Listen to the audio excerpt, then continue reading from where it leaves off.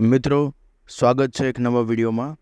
વડગામ તાલુકાના મગરવાડા ગામમાં આવેલા મણિભદ્ર વીર દાદાના મંદિરે જઈશું અને આ મંદિરે દર્શન કરીશું, સાથે સાથે મંદિરનો સંપૂર્ણ ઇતિહાસ પણ જણાવીશ। તો વિડીયોને અંત સુધી જોજો અને જરૂરથી આને વધુમાં વધુ લાઈક, કમેન્ટ અને શેર કરજો। ઉજ્જૈનમાં માણેક શાહ નામનો એક શેઠ સોદાગર વસતા હતા। માણેકના જન્મથી માતા પિતાને ખૂબ આનંદ થયો। જન્મોત્સવ ઉજવેલો હતો।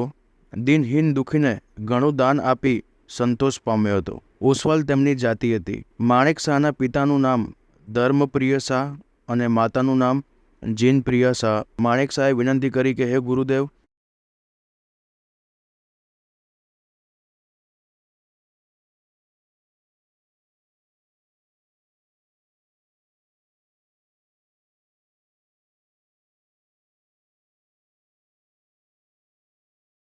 નવકાર મહામંત્ર સ્મરણ કરતા પ્રયાણ કર્યું। માર્ગમાં જ્યાં જ્યાં જીન મંદિર પ્રાપ્ત થાય ત્યાં ત્યાં દેવ દર્શન પૂજા કરતા આગળ વધતા હતા। જરાય માત્ર થકાવટ નહીં, જરાય ઉદાસીનતા પણ નહીં, પલ માત્ર પણ શત્રુંજય અને નવકાર સ્મરણ ચૂકતા ન હતા। એમ કરતાં ગુજરાતમાં પાલનપુર નજદીક મગરવાડા ગામની બાજુમાં એક વન હતું, ત્યાં પહોંચ્યા। ત્યાં ડાકુઓની ટોળી હતી। એકલાએ વણિક પુત્રને ઉતાવળે નિશંકપણે જોઈ ડાકુઓએ મોટી રાડ પાડીને કહ્યું, એ વાણિયા, ઊભો રહી જા। પરંતુ માણેક શાહે અવાજ સાંભળ્યો નહીં, કારણ કે એમનું ચિત્ત નવકાર મંત્રમાં હતું અને ધ્યેય શત્રુંજયની યાત્રામાં હતું। તેથી ડાકુઓ સમજ્યા કે નક્કી એની પાસે કંઈક કિંમતી માલ હશે, તેથી એ ચાલ્યો જાય છે।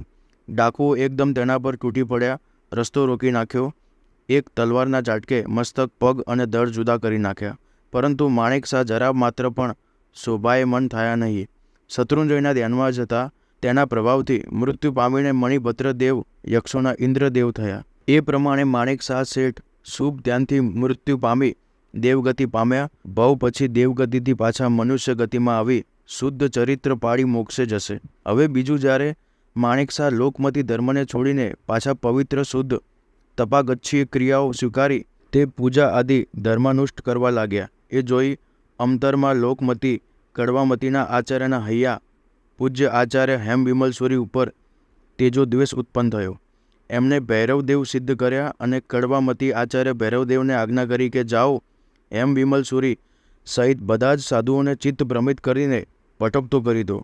ભૈરવદેવ પણ મંત્ર શક્તિથી બંધાયેલા હોવાથી પૂજ્ય હેમવિમલસુરી ચિત્ત ભ્રમિત થઈ ભટકતા મૃત્યુ પામે છે। એમ 17 સાધુઓમાંથી 10 સાધુઓ ચિત્ત ભ્રમિત થઈને મૃત્યુ પામ્યા, કાળ ધર્મ પામ્યા। એ ઉપદ્રવ જોઈને આચાર્ય દેવ તુમ વિમલસુરીજી સૂર્યમંત્રના ધ્યાનમાં પદ્માસને બેઠા। સૂર્યમંત્રના અધિષ્ઠાયકે અવાજ કરી કહ્યું કે ગુજરાતમાં તમારો પ્રવેશ થતાં જ તમો અઠમતપ કરજો અને ત્યાં તમારો દેવકૃત ઉપદ્રવ છે તે મટી જશે। એ સાંભળી પૂજ્ય આચાર્ય મહારાજે શેષ રહેલા સાધુઓ સાથે વિહાર કરતા પાલનપુરમાં મગરવાડા ગામે આવ્યા। ત્યાં ગુજરાતમાં પ્રવેશ થયો અને સમજીને ગામની બાગોળે એક રાયણ વૃક્ષ નીચે અઠમ તપ કરી કાઉસગ ધ્યાનમાં ગુરુ મહારાજ પદ્માસને બિરાજમાન થયા।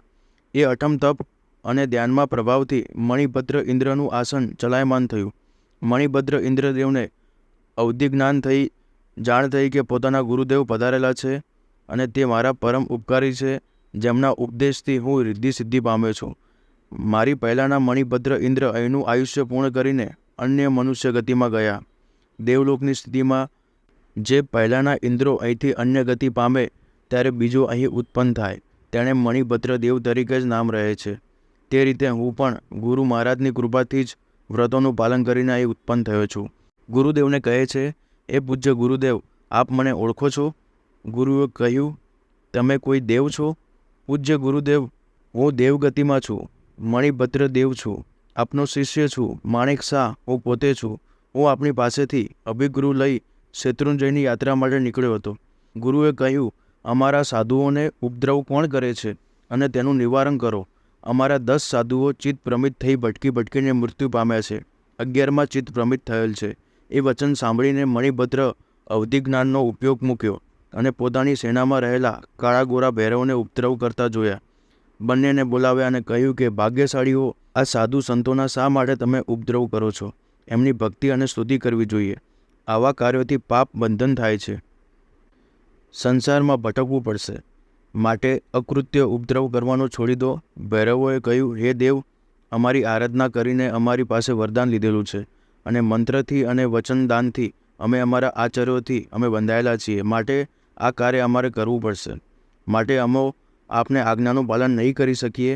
માટે આપ એ વાત છોડી દો, નહીંતર અમો આપની સાથે યુદ્ધ કરવાને પણ તૈયાર છીએ.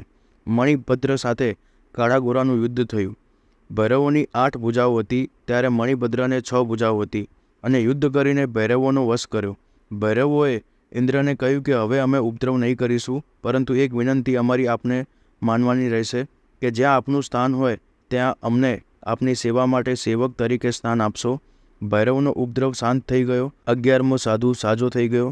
મણિભદ્ર ઇન્દ્રે ગુરુદેવને વિનંતી કરી કે સાહેબ, આ જગ્યા મારા પગ પડ્યા છે.